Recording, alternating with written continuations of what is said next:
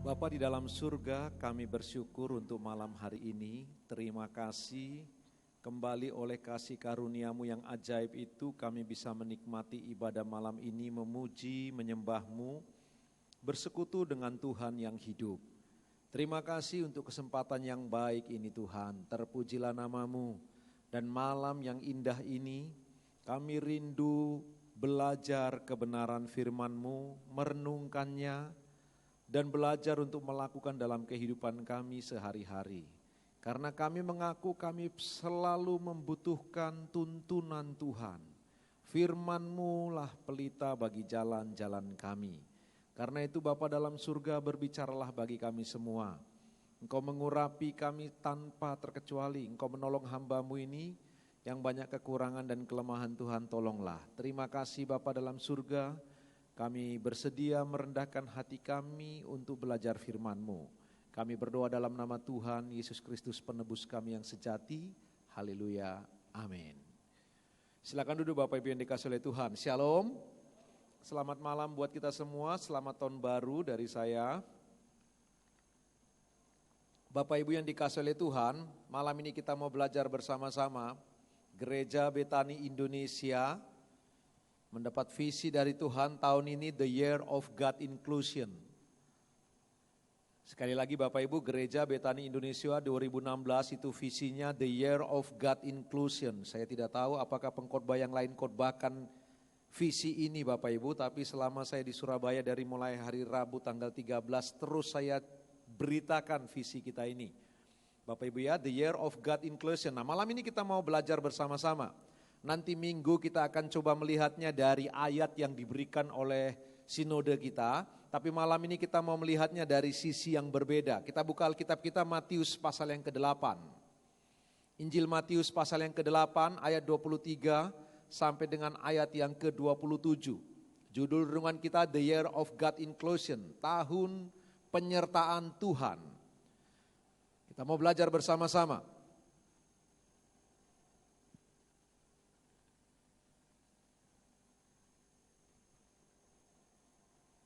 Sekali lagi Bapak Ibu, Matius 8 ayat 23 sampai dengan 27.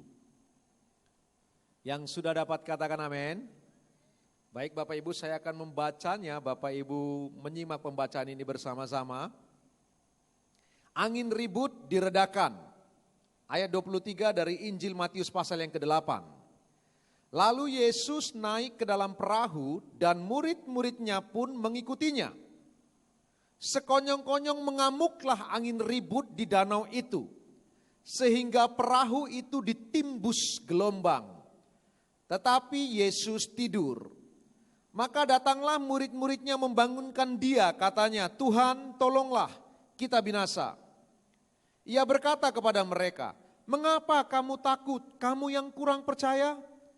Lalu bangunlah Yesus menghardik angin dan danau itu, maka danau itu menjadi teduh sekali. Dan heranlah orang-orang itu, katanya, orang apakah dia ini? Sehingga angin dan danau pun taat kepadanya. Yang diberkati adalah mereka yang membaca, merenungkan firman Allah, menyimpan dalam hati serta melakukan kebenaran firman Tuhan dalam hidup mereka sehari-hari. Amin. Kita mau belajar bagian ini bersama-sama Bapak Ibu ya, sesuai dengan tema kita The Year of God Inclusion. Coba dari teks ini kita mau belajar bersama-sama bagaimana cara Allah memelihara, menuntun umatnya selama umatnya ada di dunia yang gelap ini.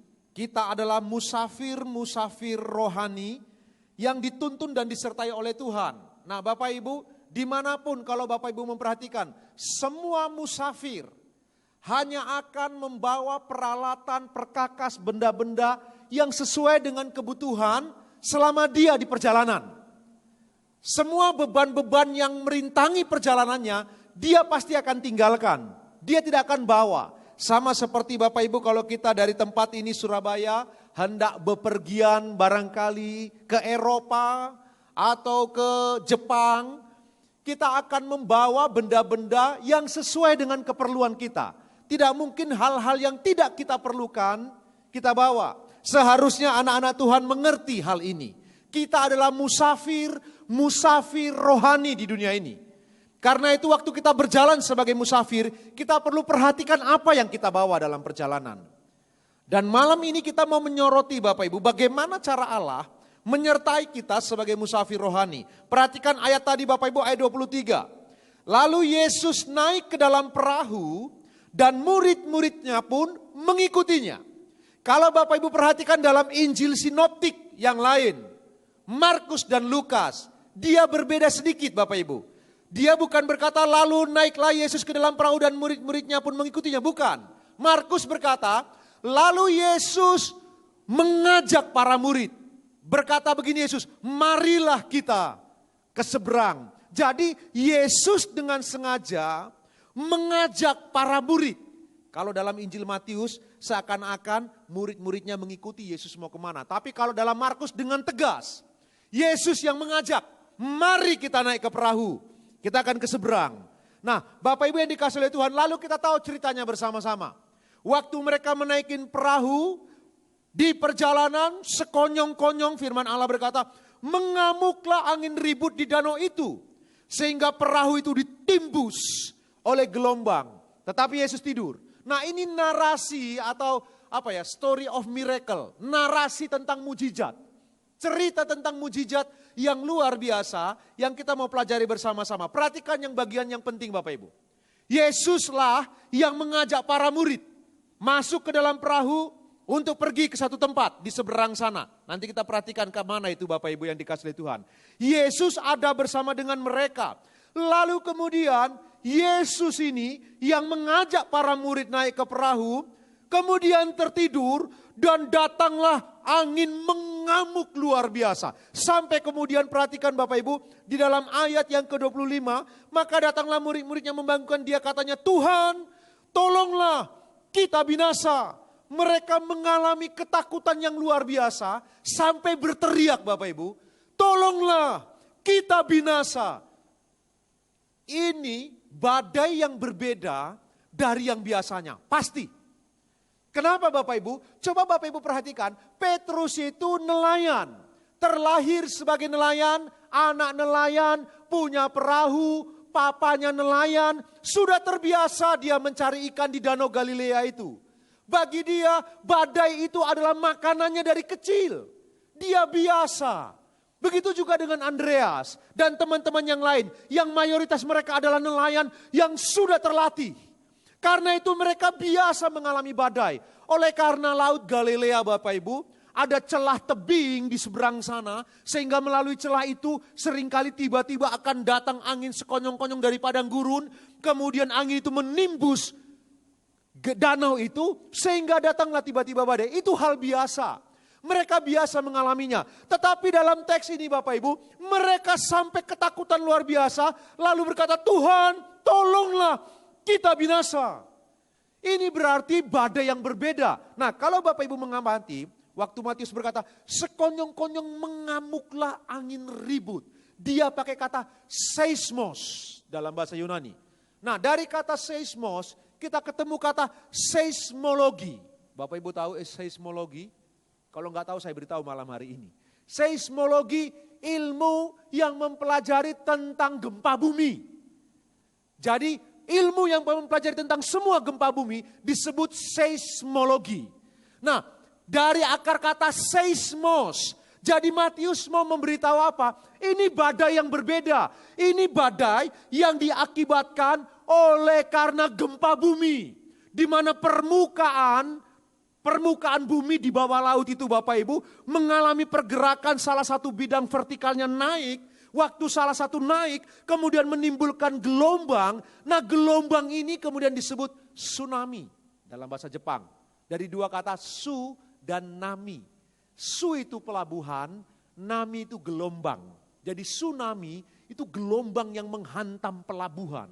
Kalau biasanya pelabuhan itu gelombangnya biasa Bapak Ibu dan kecenderungan tenang pelabuhan. Tetapi kalau tsunami itu gelombang menghantam pelabuhan. Buam. Jadi Bapak Ibu yang mau diberitahu oleh Matius dalam teks ini adalah para murid mengalami satu badai yang luar biasa yang diakibatkan oleh gempa bumi sehingga terjadi tsunami.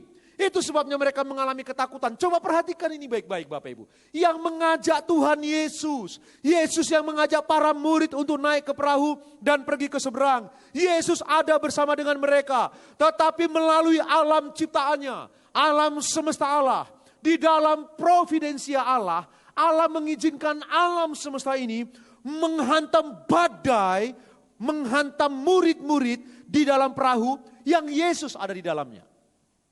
Kalau Bapak Ibu mempelajari kitab Matius, Bapak Ibu akan mengerti dengan baik Bapak Ibu. Maksud Matius mencatat peristiwa ini.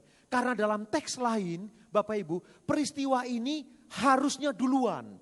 Kok ini belakangan? Coba perhatikan cara Matius menulis. Sebelumnya Matius pasal 5, 6, dan 7, dia cerita tentang Yesus khotbah di bukit. Setelah Yesus khotbah di bukit, lalu dia simpulkan begini. Barang siapa yang mendengar perkataanku dan melakukannya, seperti orang yang membangun rumah di atas batu. Barang siapa yang mendengar perkataanku tidak melakukannya, seperti orang membangun rumah di atas pasir. Kalau badai datang di atas pasir hancur. Tetapi yang di atas batu, dia akan bertahan. Yesus ngomong begitu. Lalu masuk pasal yang ke-8 Bapak Ibu. Lalu kemudian Matius mulai mencatat. Di mana Yesus menyembuhkan orang kusta. Lalu selanjutnya Yesus menyembuhkan hamba perwira di Kapernaum. Lalu kemudian Yesus menyembuhkan ibu mertua Petrus dan orang-orang lain. Kemudian barulah Matius berkata, Yesus, lalu bagaimana cara mengikuti Yesus atau bagaimana menjadi murid Yesus. Setelah cerita bagaimana menjadi murid Yesus, langsung masuk kepada teks yang kita baca tadi.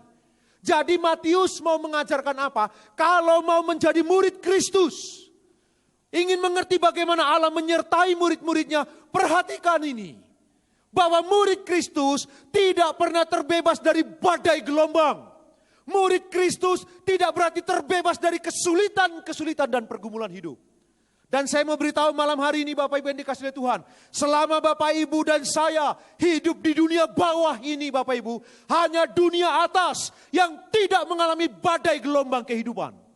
Selama dunia bawah yang telah jatuh ke dalam dosa pasti mengalami badai kehidupan. Jadi Matius mau memberitahu. Kalau mau menjadi murid Kristus siaplah. Sekalipun Kristus menyertai, sekalipun Kristus yang memberi perintah, sekalipun kita mengerjakan kehendak Kristus, tidak berarti badai tidak ada. Justru kalau hidupmu tenang-tenang saja, jangan-jangan engkau terlalu kompromi dengan dunia yang telah jatuh ke dalam dosa. Mohon maaf kalau ngomong ini terlalu keras Bapak Ibu. Kalau hidup kekristenan kita berat aman-aman saja, curigalah. Jangan-jangan kita sudah sama serupa dengan dunia ini. Sudah menjadi sahabat bagi dunia ini sehingga tidak ada gelombang badai kehidupan lagi. Ini pelajaran yang baik. Kalau engkau ikut Tuhan dan karena engkau ikut Tuhan, engkau mengalami gelombang kehidupan. Engkau mengalami pergumulan, penderitaan. Engkau mengalami kesulitan. Bersyukurlah, bersyukurlah. Itu berarti memang dunia ini bukan tempat kita. Dunia ini bukan tempat kita selama-lamanya. Ini hanya sementara. Kita adalah musafir-musafir rohani. Di sanalah tempat kita yang sesungguhnya Bapak Ibu. Tetapi poin yang penting, hanya dunia yang di atas sana yang tidak mengalami badai gelombang kehidupan. Dunia di bawah ini pasti mengalaminya. Sekalipun ada Kristus di sana. Sekalipun Kristus menyertai. Sekalipun kita sedang melakukan kehendak Kristus, tidak berarti gelombang tidak ada, Bapak Ibu yang dikasihi Tuhan. Kita perlu punya pemahaman yang seperti ini, sehingga kekristenan kita akan kokoh, Bapak Ibu yang dikasihi Tuhan. Kalau tidak, nanti kekristenan kita akan sangat rapuh dan berbahaya, Bapak Ibu. Jadi para murid mengalami badai yang diakibatkan oleh tsunami dari gempa bumi Bapak Ibu. Sehingga kemudian mereka mengalami ketakutan luar biasa. Pertanyaan buat kita semua malam hari ini sebenarnya begini Bapak Ibu. Kenapa harus ada gelombang? Kenapa harus mengalami berbagai macam kesulitan? Kenapa harus mengalami hal-hal yang sulit? Bukankah kita belajar mengasihi Tuhan dan mencintai Tuhan? Bukankah Allah Maha Perkasa bisa mengendalikan semua alam semesta ini sehingga semua situasi bisa takluk dan tunduk kepada Allah? Kenapa kita harus masuk ke dalam berbagai kesulitan hidup? Bukankah Dia Raja yang bisa mengontrol seluruh sejarah manusia, seluruh sejarah kehidupan sehingga anak-anaknya tidak harus tersentuh kepada hal-hal yang menyakitkan dan pergumulan-pergumulan hidup. Bapak Ibu yang dikasihi oleh Tuhan, ini alasan yang sangat baik Bapak Ibu. Perhatikan dalam 2 Korintus 1 ayat 8. Multimedia bantu saya tampilkan ini ya, ayat ini. 2 Korintus 1 ayat 8 dan 9. Mari kita memperhatikan bagian ini, kitab 2 Korintus 1 ayat 8 sampai 9. Sebab kami mau saudara-saudara, Paulus berkata begini Bapak Ibu, supaya kamu tahu akan penderitaan yang kami alami di Asia Kecil. Beban yang ditanggungkan atas kami adalah begitu besar dan begitu berat, sehingga kami telah putus asa juga akan hidup kami. Ayat 9 Paulus berkata, bahkan kami merasa seolah-olah kami telah dijatuhi hukuman mati. Tetapi hal itu terjadi supaya kami jangan menaruh kepercayaan pada diri kami sendiri, tetapi hanya kepada Allah yang membangkitkan orang-orang mati. Ini dia. Ini rahasia yang luar biasa. Kenapa seperti Paulus berkata, penderitaan gelombang badai kehidupan yang dialami, sepertinya dia sudah dijatuhi hukuman mati. Terlalu berat, terlalu besar. Sampai dia berkata, kami hampir-hampir putus asa. Kenapa Tuhan izinkan itu Bapak Ibu? Padahal Allah menyertai Paulus luar biasa. Padahal roh Allah itu di dalam diri Paulus perkasa dan hebat luar biasa. Sapu tangannya menyembuhkan orang. Pemahaman firman Allahnya luar biasa. Imannya tangguh. Tetapi mengalami badai kehidupan yang luar biasa. Itu alasannya yang dicatat oleh Paulus. Supaya kami tidak menaruh percaya kepada diri kami sendiri. Ini alasan kenapa Tuhan Bapak Ibu yang dikasihi Tuhan kadang-kadang mengizinkan kita. Bahkan bukan mengizinkan. Kadang-kadang Allah dengan sengaja membuat kita terpojok. Didesainnya semua situasi. Semua teman-teman, semua sahabat, pekerjaan, semua dikontrol oleh Allah sedemikian rupa. Sampai-sampai kita terpojok. Tidak bisa bikin apa-apa. Kemampuan-kemampuan yang kita miliki tumpul. Tidak bisa digunakan dalam situasi tertentu. Kadang-kadang Tuhan akan bawa kita ke sana. Supaya apa? Perhatikan para murid. Mereka ahli di dalam berlayar. Mereka nelayan. Mereka biasa menghadapi badai. Tapi hari itu kemampuan mereka, keahlian mereka tidak berguna. Supaya apa? Supaya mereka belajar berteriak kepada Yesus. Perhatikan Bapak Ibu, disinilah satu-satunya di mana para murid akhirnya minta tolong sama Tuhan Yesus. Nelayan sejati yang biasa menghadapi badai, minta tolong sama tukang kayu baru di sini. Sebelumnya para murid gak pernah minta tolong kepada Tuhan Yesus. Menganggap diri bisa. Hari itu kemampuan mereka tidak sanggup menolong mereka. Sampai kemudian mereka berteriak, kita binasa, Tuhan tolonglah, kita binasa. Perhatikan Bapak Ibu, cara Allah menyertai, kadang-kadang dia bawa kita, percayalah Bapak Ibu. Waktu kita punya kemampuan yang luar biasa, ketajaman yang luar biasa, seringkali oleh karena kemampuan kita, bakat-bakat dan potensi kita, lalu kemudian kita mengerjakan dengan enak saja, kita lupa bahwa itu adalah anugerah Allah dalam diri kita. Nanti ada situasi di mana Tuhan izinkan kita demikian terpojok, sampai pendidikan kita yang terbaik, keahlian kita yang paling tajam pun, hari itu tidak berguna. Supaya apa? Paulus berkata, supaya kita tidak mengandalkan kepada kepercayaan diri ini Bapak Ibu. Tetapi belajar berserah kepada Tuhan, bergantung kepada Tuhan. Bapak Ibu, kita semua akan bertemu dalam situasi seperti itu kalau engkau murid sejati. Bapak Ibu yang dikasihi oleh Tuhan, perhatikanlah, semua murid sejati akan bertemu dengan situasi yang seperti ini. Saya tidak menakut-nakuti khotbah ini Bapak Ibu, justru sebaliknya. Ini adalah warning, ini adalah preventif. Ini sifatnya pencegahan, supaya waktu Bapak Ibu menghadapinya, Bapak Ibu tahu. Iya, bahkan kemampuan kita kadang-kadang demikian menjadi tumpul dan tidak berguna. Dengan begitu kita berseru kepada Tuhan. Dengan begitu kita bergantung kepada Allah. Kalau semua bisa kita bereskan dengan kemampuan kita Bapak Ibu yang dikasihi oleh Tuhan, lama-lama kita percaya diri. Waktu kita mulai percaya diri, percaya kepada diri kita ini Bapak Ibu, lalu lama-kelamaan terus kita mengandalkan diri kita, lalu lalai bahwa semua adalah anugerah Allah. Semua adalah kemurahan Allah. Semua adalah kasih karunia dari Allah. Dan para murid Bapak Ibu, hari itu belajar hal istimewa. Kemampuan bakat-bakat mereka dari sejak lahir tidak berguna waktu menghadapi tsunami di tengah danau itu Bapak Ibu yang dikasihi Tuhan. Sehingga mereka harus berteriak kepada Kristus. Kadang-kadang Bapak Ibu, mohon maaf ya, kadang-kadang Tuhan harus membawa seseorang ke tengah laut supaya belajar berdoa. Sama seperti para murid. Harus dibawa dulu ke tengah danau, baru mulai belajar berteriak minta tolong. Bapak Ibu, berdoa itu adalah belajar. Mari kita belajar Bapak Ibu, dalam situasi tenang maupun situasi badai tetaplah kita berdoa kepada Tuhan. Seperti malam hari ini, oleh anugerah Tuhan Bapak Ibu berkesempatan datang dalam sebuah doa seperti ini hal yang baik, teruslah maju, teruslah semakin sungguh-sungguh di dalam Tuhan. Waktu hidupmu baik-baik saja, semakin sungguh-sungguh berdoa, semakin sungguh-sungguh. Waktu ada badai, lebih sungguh lagi.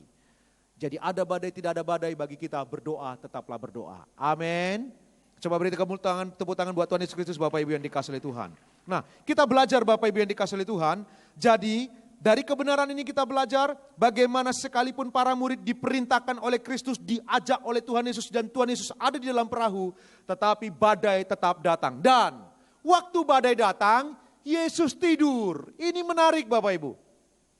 Nah, mohon maaf Bapak Ibu, mohon maaf ya, saya agak beda dengan pendeta lain barangkali, kalaupun berbeda nggak apa-apa, dalam Yesus kita bersaudara. Kalau berbeda dengan Bapak Ibu juga, kadang-kadang dengan teks ini orang berkata begini, karena itu dalam hidupmu jangan izinkan Tuhan tidur. Itu ngawur, itu khotbah. Sungguh itu ngawur Bapak Ibu yang dikasihi oleh Tuhan. Enggak begitu, maksud dari pesan firman Tuhan itu enggak begitu. Yesus tidur, iya, ini yang saya mau beritahu Bapak Ibu. Tidak pernah di teks lain pun Bapak Ibu akan menemukan Yesus tidur. Tidak pernah. Yesus itu tipikal bekerja keras. Dia pekerja keras, dia berkata sampai hari ini Bapakku bekerja, aku pun bekerja. Yang kita baca dalam firman Allah, pagi-pagi benar dia bangun, dia berdoa, sampai larut malam, dia menolong orang, dia menyembuhkan, dia memberi makan. Dia tipikal pekerja keras. Kita tidak pernah bertemu satu teks pun di mana Yesus tidur, kecuali dalam peristiwa badai ini. Justru waktu para murid membutuhkan pertolongannya, Yesus tidur. Waktu para murid membutuhkan uluran tangannya yang biasa dia lakukan kepada orang-orang banyak, kali ini Yesus tidur. Nah Bapak Ibu, saya ingin beritahu kepada Bapak Ibu, adalah normal Yesus tidur. Kenapa? Memang Yesus adalah Allah sejati dari Allah yang sejati. Tapi Yesus juga adalah manusia sejati dari manusia yang sejati.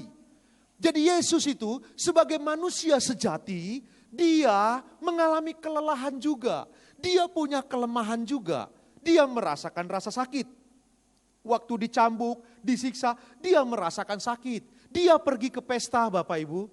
Jadi dia punya kelemahan-kelemahan sebagai manusia. Namun kelemahan-kelemahannya tidak membuat dia berdosa. Saya ulang. Kelemahan-kelemahan sebagai manusia badani, sebagai manusia jasmani, tidak membuat Tuhan Yesus berdosa. Tidak Bapak Ibu. Tetapi dia punya kelemahan fisik seperti kita. Dia pun bisa capek. Karena dia manusia insani seperti Bapak Ibu dan saya. Nah, karena dia capek Bapak Ibu, dia tertidur. Tapi ini poinnya Bapak Ibu. Ini poin penting. Perhatikanlah ini baik-baik. Yesus yang sama. Masih ingat waktu dia bangkit. Dia berkata kepada murid-muridnya, Thomas, tusukkan tanganmu ke tanganku. Tusukkan tanganmu ke lambungku. Lihat, ini aku. Ada padamu makanan. Dia minta makanan kepada para murid. Kemudian dia makan di depan murid-muridnya. Dia mau ngomong apa sih? Dia berkata begini. Hei, hantu tidak punya daging. Aku bukan hantu. Aku ini. Hantu tidak punya daging. Dia mau beritahu kepada murid-muridnya. Aku ini yang sudah bangkit. Ini ada dagingku. Lalu kemudian dengan daging yang itulah. Daging yang tidak berdosa itu. Yesus terangkat dan naik ke surga. Hari ini dia di surga 100% manusia sejati dari manusia yang sejati. 100% Allah sejati dari Allah yang sejati. Apa pelajarannya Bapak Ibu? Karena itu dia mengerti kelemahan dan kekurangan kita. Perhatikanlah, dia juga tidur sebagai bentuk dari kelelahan, rasa capek oleh karena pelayanan, dia pun tertidur Bapak Ibu yang dikasihi Tuhan. Tidur adalah hal yang normal. Bapak Ibu yang dikasihi Tuhan. Saya ingin mendorong Bapak Ibu semua malam hari ini, apapun pergumulan kehidupanmu, perhatikan ini baik-baik. Tidak pernah Allah tidak memahaminya. Tidak mungkin. Tidak mungkin Yesus tidak memahaminya. Sesulit apapun masalahmu, sesulit apapun pergumulanmu, sahabat karibmu mungkin tidak memahami. Orang tuamu mungkin tidak memahami. Pasangan hidupmu sekalipun mungkin tidak memahami pergumulanmu. Tetapi Allah pasti memahami. Kenapa? Dia masih 100% manusia di surga sana. Dia 100% Allah, dia 100% manusia. Dia yang 100% Allah dan 100% manusia menyertai Bapak Ibu dan saya. Bukankah itu penghiburan yang luar biasa? Itu sebabnya dia mengerti kelemahan-kelemahan kita, dia mengerti kekurangan-kekurangan kita, dan dia peduli. Bersyukurlah kita punya Allah yang seperti ini. Tidak ada Allah yang seperti ini di luar sana Bapak Ibu. Tidak ada Tuhan yang seperti Tuhan Yesus Kristus yang luar biasa. Amin. Coba beri tepuk tangan buat Tuhan Yesus Kristus Bapak Ibu yang dikasihi Tuhan. Tetapi perhatikan Bapak Ibu, Yesus tidur. Lalu kemudian sekali lagi hanya inilah satu-satunya teks di mana Tuhan Yesus tertidur. Kemudian para murid mulai membangunkannya. Mereka berkata, Tuhan tolonglah kita binasa. Ayat 26. Ia berkata kepada mereka, mengapa kamu takut? Kamu yang kurang percaya? Lalu bangunlah Yesus, menghardik angin dan danau itu, maka danau itu menjadi teduh sekali. Perhatikan Bapak Ibu, ia berkata kepada mereka, ayat 26, mengapa kamu takut? Bapak Ibu, ini penting, tahun 2016, kita sedang menjalaninya Bapak Ibu. The year of God inclusion, tahun penyertaan Tuhan. Nasihat Tuhan sama, jangan takut. Kenapa takut? Karena takut merusak diri mereka sendiri. Yesus tidak terganggu waktu para murid membangunkan dia. Yesus menghardik para murid bukan karena ketenangannya diganggu, bukan. Bukan karena istirahatnya diinterupsi, bukan. Yesus menghardik para murid oleh karena para murid membuat diri mereka sendiri sulit. Rasa takut merusak diri kita Bapak Ibu. Itu sebabnya Bapak Ibu yang dikasihi oleh Tuhan tahun 2016 ini. Jangan takut, jangan takut. Badai tsunami seperti apapun. Masalah pergumulan yang kita hadapi, nasihatnya tetap sama. Jangan takut, amin. Takut hanya merusak diri kita sendiri. Itu sebabnya Bapak Ibu dan saya sama-sama tahu. Di dalam Alkitab, jangan takut dan jangan khawatir. Sampai 365 kali Tuhan ulang-ulang. Berarti setiap kali bangun pagi Tuhan berkata kepada dirimu, jangan takut anakku. Besoknya engkau bangun pagi lagi Tuhan berkata, jangan khawatir anakku. Setiap tahun begitulah berulang terus Tuhan berkata, jangan takut dan jangan khawatir. Kepada para murid dia berkata, jangan takut. Lalu dia beri. Kenapa para murid takut? Apa penyebab para murid takut? Yesus berkata, mengapa kamu takut? Ini alasannya kenapa mereka takut. Kamu yang kurang percaya. Ini dia Bapak Ibu. Kenapa dalam hidup ini kita mengalami ketakutan yang kadang-kadang mengurung diri kita, membuat kita terpenjara, enggak bisa bikin apa-apa Bapak Ibu, kita terlalu khawatir, enggak berani bertindak, enggak berani membuka usaha yang baru, tidak berani, takut gagal dan lain sebagainya, kurang percaya. Teks aslinya Matius berkata, hai kamu yang beriman kecil. Mereka takut karena kurang percaya. Bapak Ibu yang dikasihi oleh Tuhan. Tahun 2016, kalau engkau ingin penyertaan Allah itu indah dalam hidupmu, badai seperti apapun yang engkau hadapi, engkau tahu Tuhan menyertai dan Tuhan akan menolong kita semua Bapak Ibu, maka mari kita belajar mulai dengan apa? Menebalkan iman kita, memperkokoh iman kita. Mari kita belajar mengenal Dia lebih baik lagi supaya kita bisa belajar percaya. Saya tahu Bapak Ibu, saya tahu, saya mengerti. Tidak mudah mempercayakan hidup ini kepada seseorang kalau kita tidak kenal dia. Saya akan lebih mudah mempercayakan diri saya kepada seseorang kalau saya kenal dia, saya tahu potensinya, bagaimana kekayaannya, bagaimana pengetahuannya, bagaimana karakternya, bagaimana pendidikannya. Kalau saya mengenal dia dengan baik, maka saya akan lebih mudah mempercayakan diri saya kepada orang tersebut. Begitulah Bapak Ibu dengan saya. Kalau ingin punya iman yang kokoh, iman yang tangguh, sekalipun menghadapi badai kita punya iman yang murni, mau tidak mau Bapak Ibu harus mengenal Kristus dengan baik. Mengenal Kristus dengan sehat, sejati, seperti yang Alkitab katakan. Bukan seperti yang dikatakan oleh manusia, bukan seperti pengalaman orang lain, bukan seperti perasaan imajinasi kita, bukan seperti lamunan-lamunan gambar diri kita, bukan. Jangan mengenal Tuhan seperti bayangan kita. Seperti pikiran-pikiran kita. Seperti apa kata orang, jangan. Kenallah Tuhan secara pribadi. Baca Alkitab. Selidiki sungguh-sungguh. Kenali Dia dengan akurat. Supaya engkau kokoh. Supaya engkau tangguh.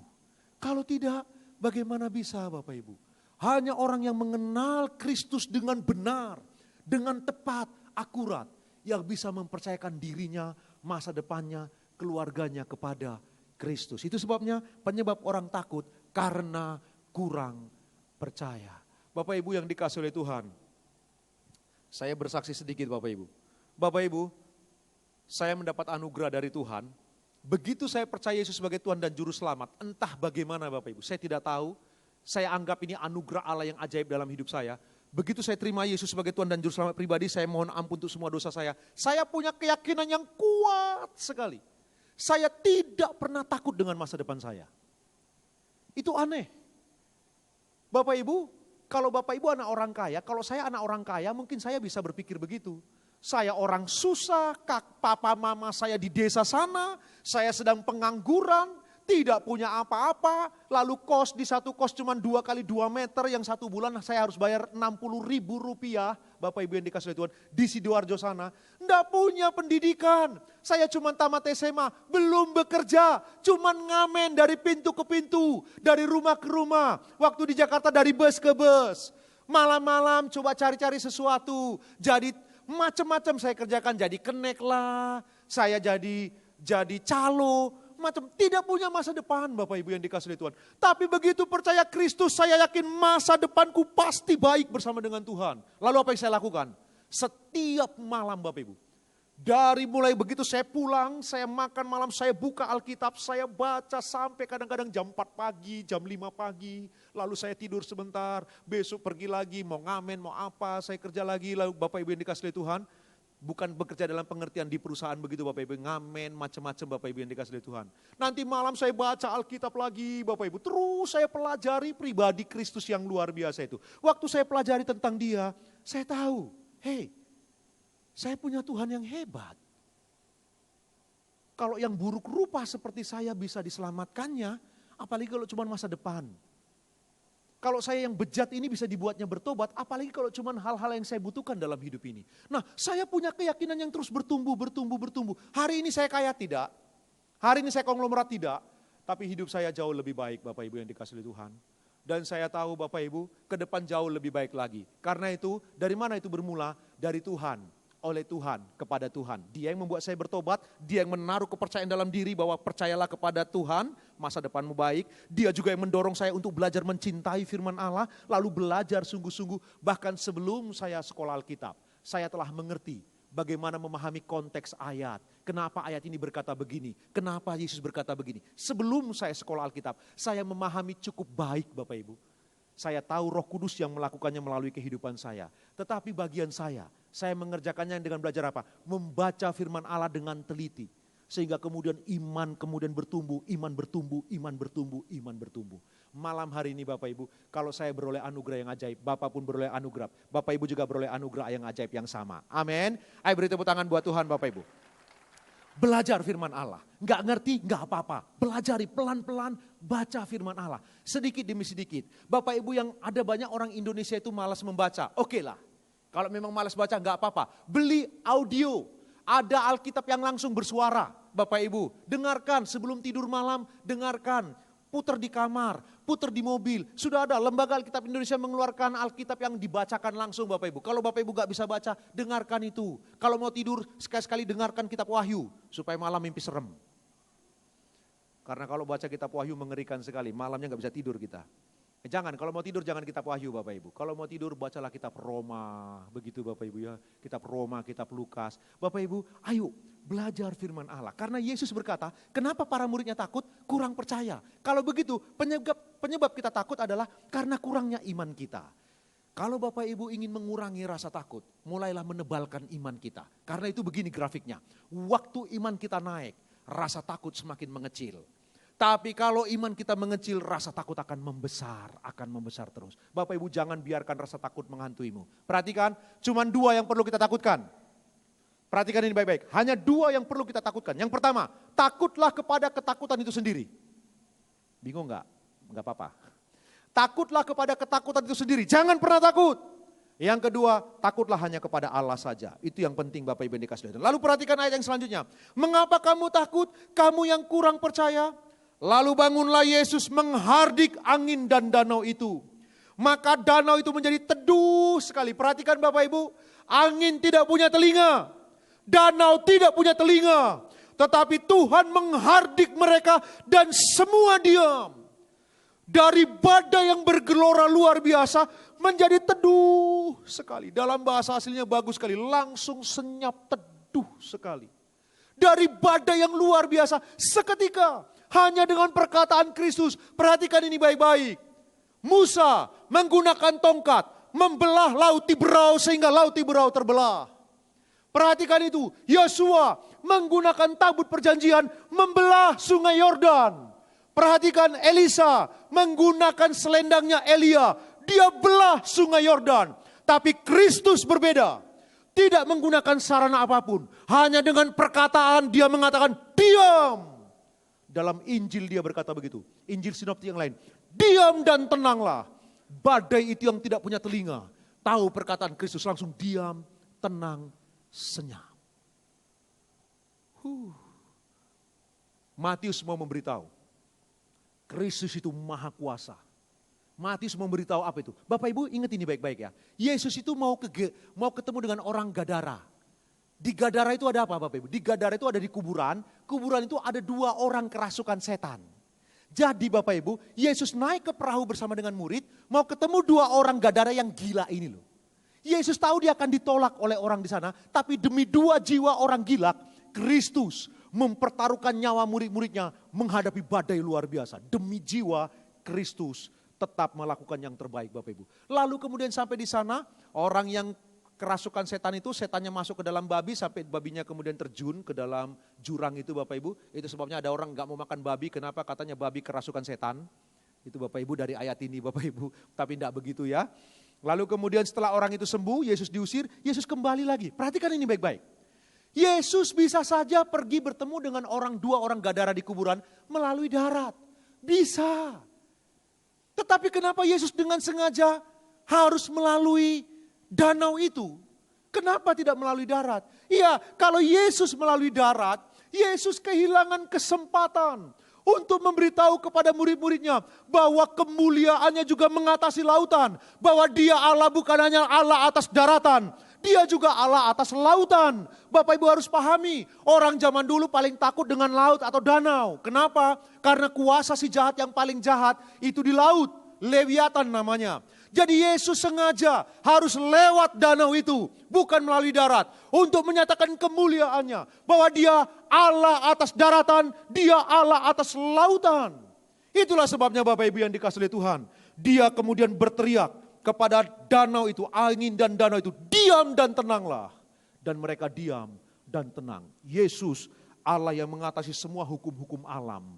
Yang mengatasi semua badai yang ada. Malam ini Bapak Ibu yang dikasihi oleh Tuhan. Kenapa tadi saya bilang, kalau ingin menebalkan iman kita, kita harus belajar firman Allah. Karena kalau Bapak Ibu baca firman Allah, tiba-tiba nanti Bapak Ibu, waktu Bapak Ibu baca, mungkin pertama baca nggak muncul, 2 kali baca nggak muncul, sebulan baca nggak ada pengalaman itu, tidak apa-apa, baca saja terus. Nanti ada tiba-tiba, itu ayat seperti bersinar begitu Bapak Ibu, ini bahasa saya, itu ayat seperti hidup bersinar langsung kena ke pikiran kita, masuk ke hati, itu kita pegang kuat.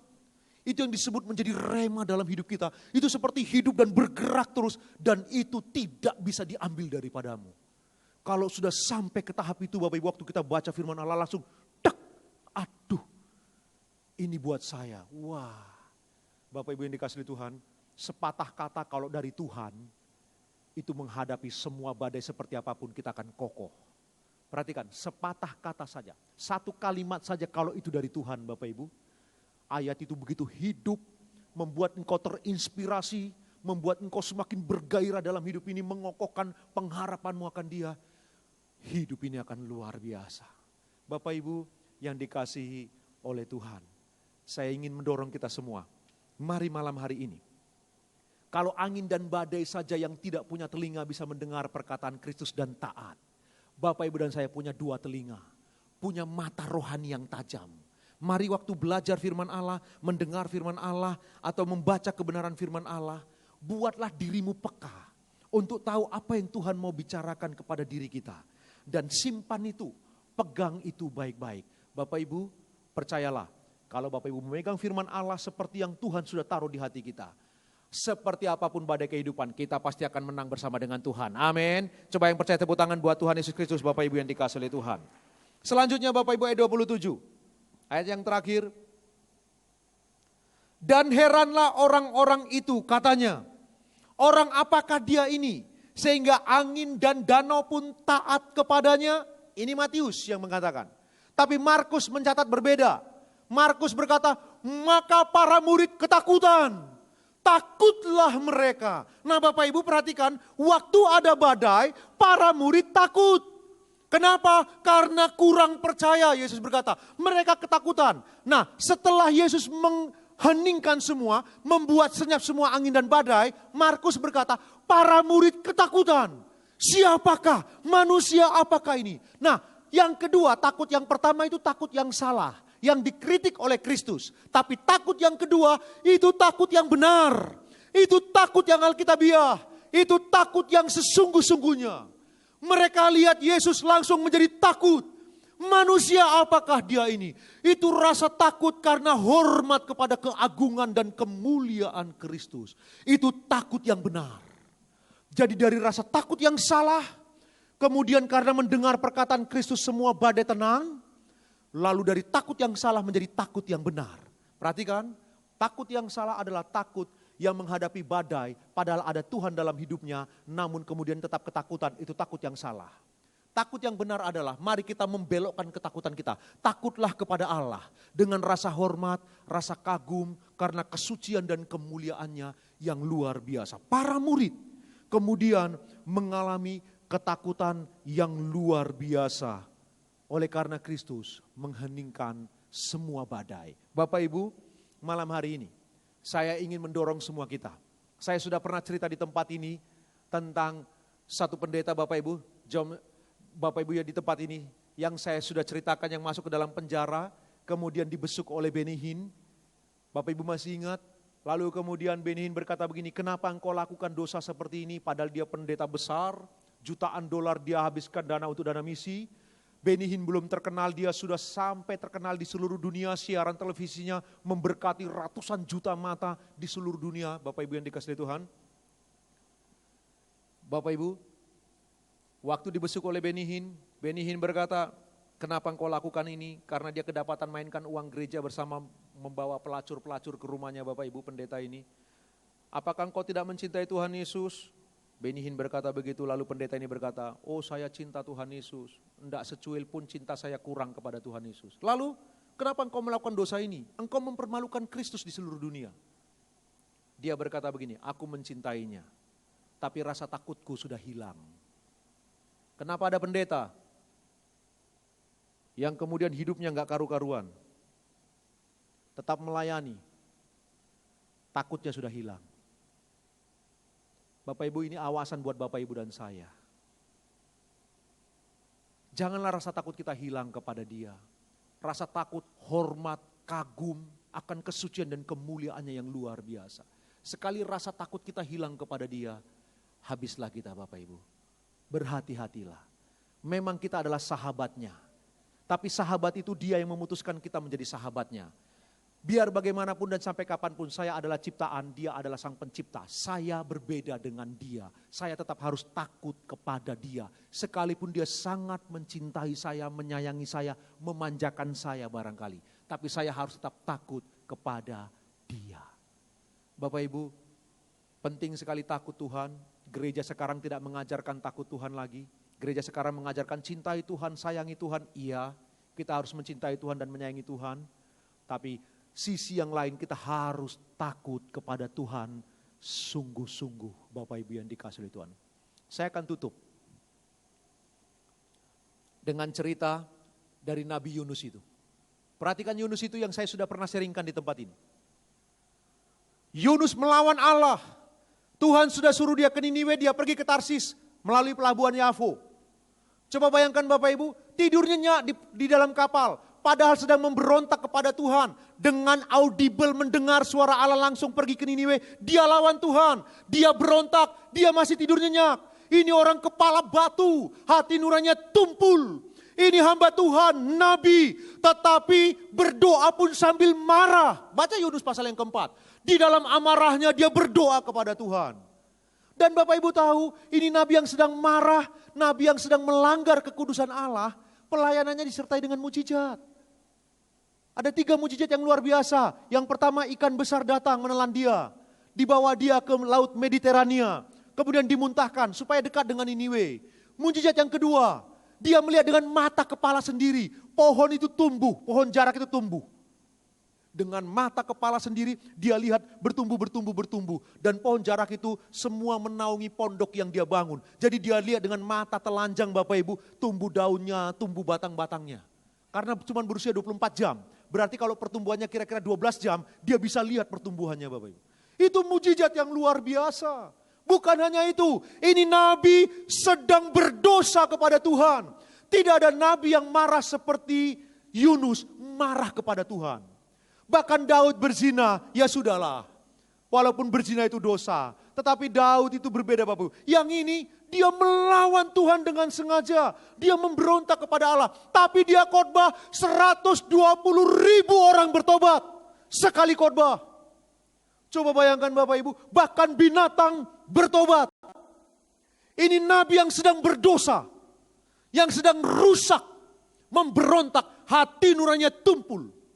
Tapi mengalami 3 mujizat yang luar biasa. Yesus pernah berkata begini Bapak Ibu yang dikasihi Tuhan. Generasi ini meminta tanda. Kepada mereka tidak akan diberikan tanda kecuali tanda Yunus.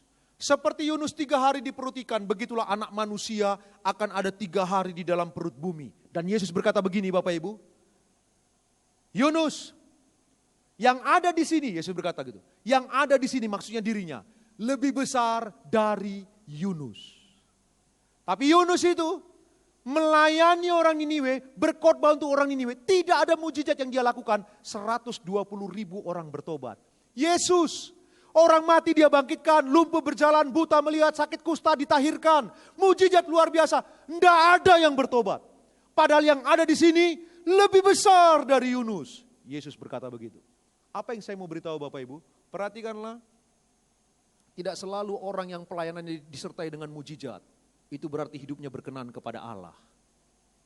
Tidak selalu orang yang pelayanan ditandai, disertai dengan tanda-tanda mujizat yang luar biasa, kemudian berarti orang itu diurapi oleh Allah. Tidak selalu.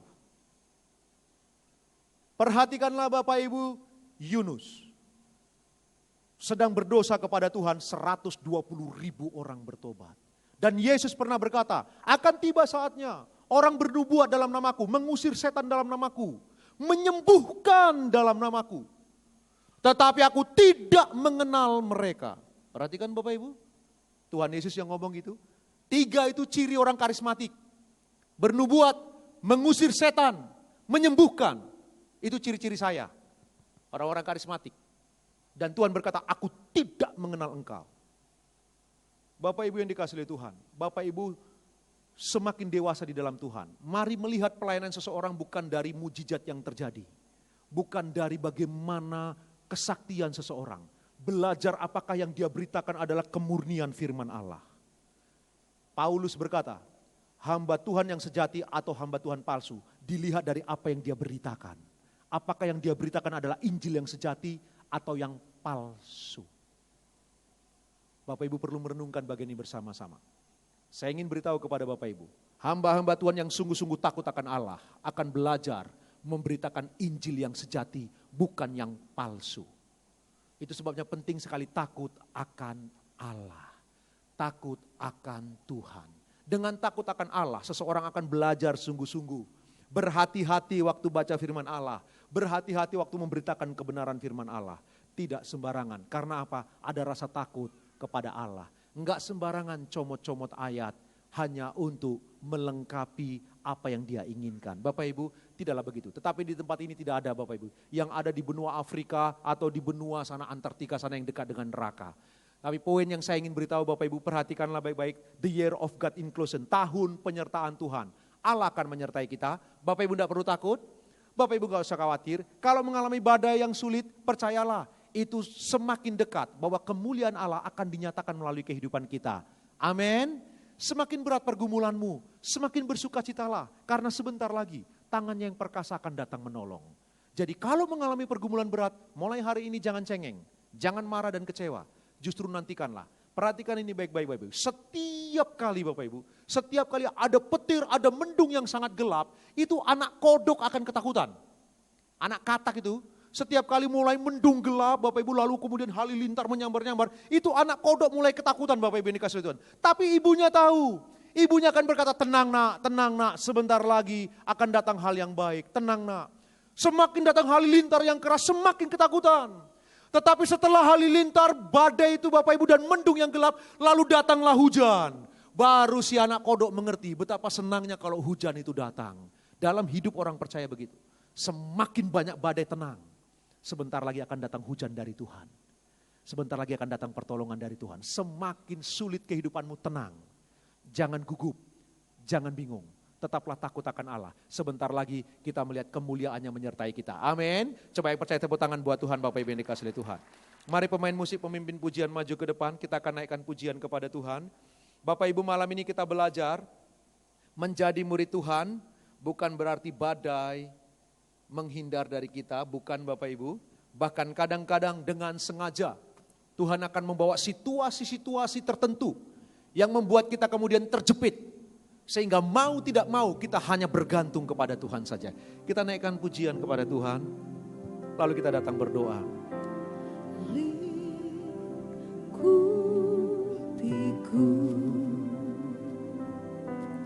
dengan sayapmu,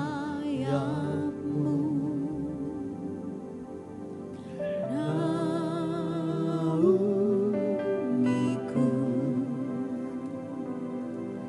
dengan kuasa-Mu di saat badai bergelora. Ku akan terbang bersama-Mu, Bapa Kau Raja atas semesta. Ku tenang sebab Kau Allahku. Mari kita bangkit berdiri bersama-sama, kita naikkan pujian ini kepada Tuhan.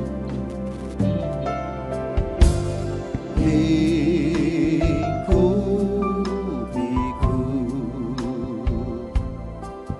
dengan sayap-Mu, naungiku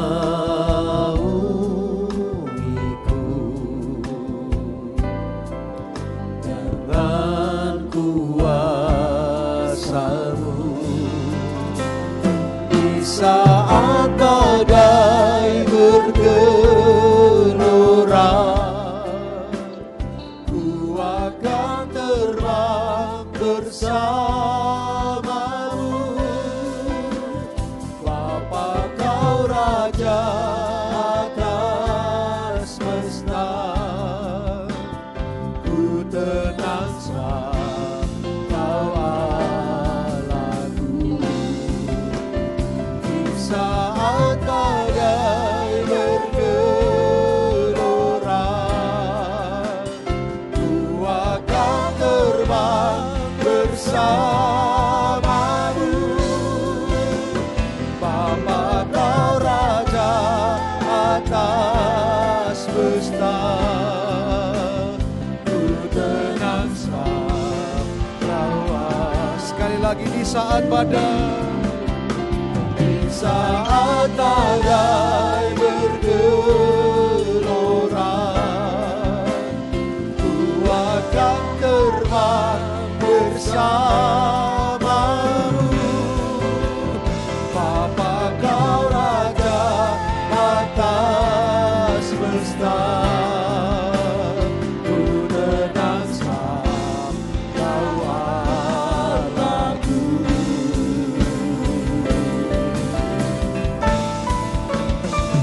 Saat badai bergelora, ku akan terbang bersama-Mu,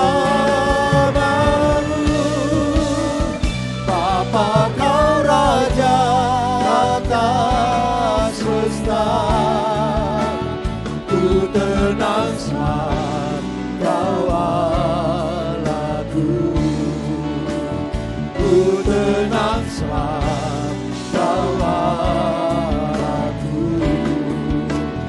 ku tenang sebab Kau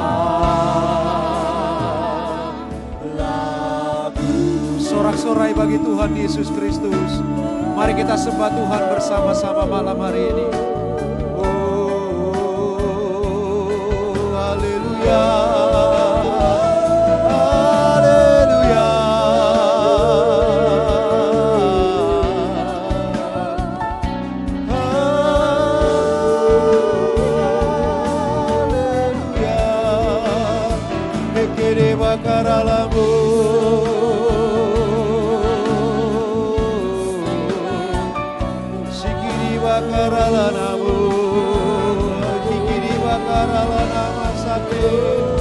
Haleluya,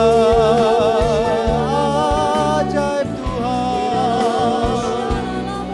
ajaib, ajaib Allah, lekede bakarala namu, sekede bakarala nama lama lama lama lama lama lama, sekede bakarala namu. Sekede bakarala nama ya siakada bakarala nama lama ya siakada. Sekede de bakarala nama ya siakada bakarala nama. Lakada batanda kudikidi bakirala nama ya siakada batonde kede bakirala nama. Sekede de baba bakurila nama ya siakada bakurila nama lama lama. Ya dada batanda kana makudi bakini makarala nama ya siakada. Haleluya, haleluya.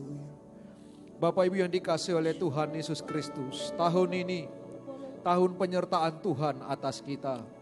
Jangan takut, jangan takut.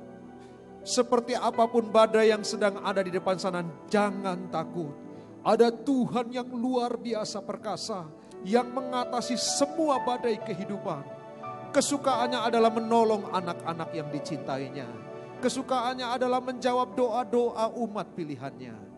Karena itu jangan takut Bapak Ibu. Mari kita belajar bertumbuh lagi dalam iman kepada Dia. Kenalilah Allahmu. Kenalilah Tuhanmu. Jauh lebih baik lagi. Sehingga iman kita bertumbuh lebih baik. Di saat badai bergelora. Di saat badai